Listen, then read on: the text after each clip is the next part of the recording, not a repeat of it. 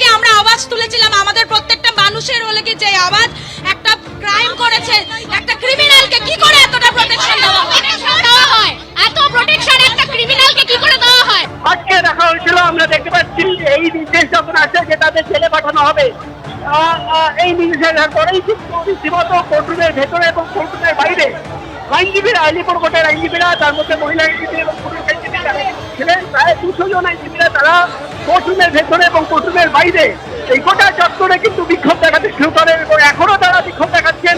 প্রায় 40 মিনিট ধরে যখন সন্দীপ ঘোষকে কোর্টরুমের ভেতরে আটকে রাখা হয় এবং যে কোনোভাবে পুলিশের অফিসাররা বা সিবিআই অফিসাররা তাদের বার করতে পারছিলেন না সেখান থেকে, তখন কিন্তু কেন্দ্রীয় বাহিনীর জওয়ানদের ডাকা হয়। কলকাতা পুলিশের অফিসাররা কেন্দ্রীয় বাহিনীর জওয়ানদের নিয়ে আসেন এবং তারপরে আমরা দেখি বিচারক আসেন, আইনজীবীদের সঙ্গে কথা বলেন, তারপরেও কিন্তু বিক্ষোভকারী আইনজীবীরা তারা কিন্তু রীতিমতো সেখানেই রীতিমতো বিক্ষোভ দেখাতে থাকেন এবং গেট আটকে রাখেন। তারা বলেন যে কোনোভাবে আজকে সন্দীপ ঘোষকে কোর্টরুম থেকে বেরোতে দেবেন না তারা, এবং তারপরে সঙ্গে থাকো।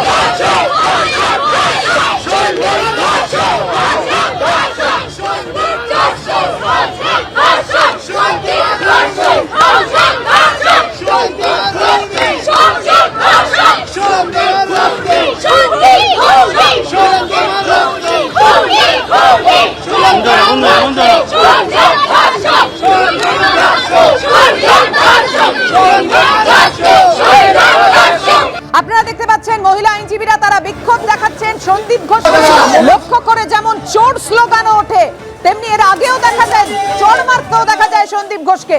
কথা বলবো, আমাদের সঙ্গে রয়েছেন আমাদের প্রতিনিধি আবির দত্ত। আবির, কেন্দ্রীয় বাহিনী দিয়ে শেষ পর্যন্ত বের করতে হলো সন্দীপ ঘোষকে। একেবারেই, এবং তোমায় জানিয়ে রাখি যে এর আগে যখন সন্দীপ ঘোষকে আলিপুর আদালতে পেশ করা হয়েছিল, তখন শুনানির পর তাকে যখন বার করে আনা হয় তখনও চূড়ান্ত একটা বিশৃঙ্খলা পরিস্থিতি তৈরি হয়, তার কারণ মানুষ বিক্ষোভ করতে থাকেন, এমনকি তাকে পিছন থেকে চড় মারা হয়। কিন্তু আজকে যখন জেল হেফাজতের নির্দেশের পর প্রিজন ভ্যানে করে তাকে প্রেসিডেন্সি কারেকশনাল হোমে নিয়ে যাওয়া হচ্ছে, ঠিক সেই সময় তাকে লক্ষ্য করে জুতো ছোড়া হলো। এবং শুধুমাত্র জুতো ছোড়াই নয়, তার সঙ্গে সঙ্গে আমরা দেখতে পেলাম যে এক ব্যক্তি তিনি বিক্ষোভ করতে করতে জুতো ছুঁড়ে, সাধারণ মানুষ একজন প্রিজন ভ্যানের মধ্যে তিনি বেশ কয়েকবার কিন্তু আঘাত করেন জুতো দিয়ে।